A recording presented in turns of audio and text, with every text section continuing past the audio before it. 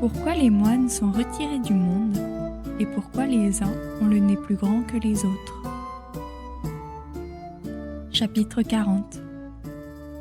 Foi de chrétien, dit Eudémon, je deviens tout troublé en considérant la valeur de ce moine, car il réjouit le cœur de tous ceux qui sont ici. Et comment se fait-il donc qu'on écarte les moines de toutes les bonnes compagnies en les traitant de troubles fêtes, comme les abeilles chassent les frelons du voisinage de leurs ruches? Elles éloignent de leurs ruches, dit Virgile, la troupe paresseuse des frelons. À cela Gargantua répondit : il n'y a rien de plus vrai. Le froc et la cagoule attirent sur eux l'opprobre, les injures et les malédictions de tout le monde. De même que le vent qu'on appelle le césias attire les nus. La raison indiscutable en est qu'ils mangent la merde du monde, c'est-à-dire les péchés, et qu'en tant que mange-merde on les rejette dans leurs latrines, à savoir leurs couvents et leurs abbayes, écartés de la vie publique comme les latrines sont écartées de la maison. Ici vous comprenez pourquoi, dans un cercle de famille, un singe est toujours ridiculisé et tracassé, vous comprendrez pourquoi les moines sont fuis de tous, vieux et jeunes. Le singe ne garde pas la maison comme un chien, il ne tire pas l'arrière comme le bœuf, il ne donne ni lait ni laine comme la brebis, il ne porte pas de fardeau comme le cheval, il ne fait que tout conchier et saccager. C'est pourquoi il reçoit de tous moqueries et bastonnades.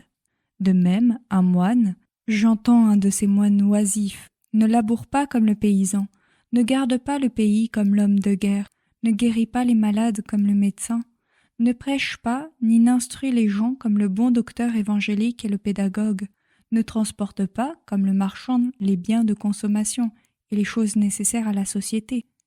C'est pourquoi ils sont hués et abhorrés par tout le monde. Sans doute, dit Grand Gousier, mais ils prient Dieu pour nous. Rien moins, dit Gargantua.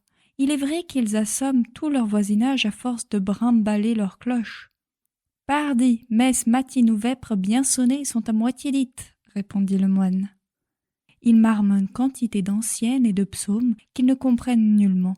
Ils disent force patenôtres, entrelardés de longs Ave Maria sans y penser, sans comprendre.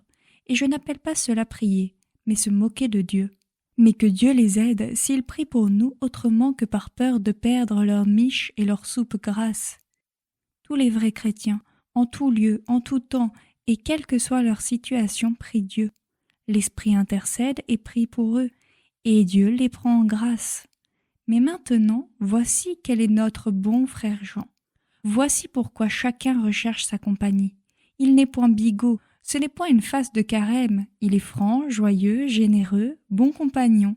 Il travaille, il peine à la tâche, il défend les opprimés, il console les affligés, il secourt ceux qui souffrent, il garde les clos de l'abbaye. Je fais, dit le moine, bien davantage, car au cœur, en expédiant nos matines et services anniversaires, je fabrique en même temps les cordes d'arbalète. Je polis des carreaux et des flèches, je confectionne des filets et des bourses à prendre les lapins. Jamais je ne suis oisif. Mais par ici à boire par ici. Apporte le dessert, ce sont des châtaignes du bois des trocs. Avec un bon vin nouveau, nous voilà juges de paix. Chez vous, le mou nouveau n'est pas encore arrivé. Pardieu, je bois à tous les abreuvoirs comme un cheval de juge promoteur. Gymnaste lui dit : Frère Jean, ôtez cette roupie qui vous pend au nez. Ah ah, dit le moine, serais-je en danger de me noyer, vu que j'ai de l'eau jusqu'au nez ? Non, non, pourquoi ? Parce qu'elle en sort bien, mais n'y entre pas. Il est bien immunisé au jus de la treille. Oh, mon ami, quelqu'un qui aurait des bottes d'hiver d'un tel cuir pourrait pêcher hardiment les huîtres. Elle ne prendrait jamais l'eau. Pourquoi, dit Gargantua, frère Jean a-t-il un si beau nez ? Parce que Dieu l'a voulu ainsi, dit Grand Gousier. Il nous donne forme et fonction selon son divin arbitre, comme fait un potier qui modèle ses vases. Parce que, dit Ponocrate, il fut un des premiers à la foire des nez. Il a pris un des plus beaux et des plus grands. Là, dit le moine, selon la vraie philosophie monastique, c'est parce que ma nourrice avait les tétons mollets.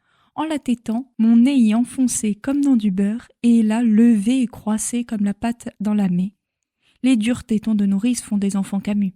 Mais gai, à la forme du nez on reconnaît celle du vers toi je lève. Je ne mange jamais de conserve, page à la boisson et des rôtis aussi.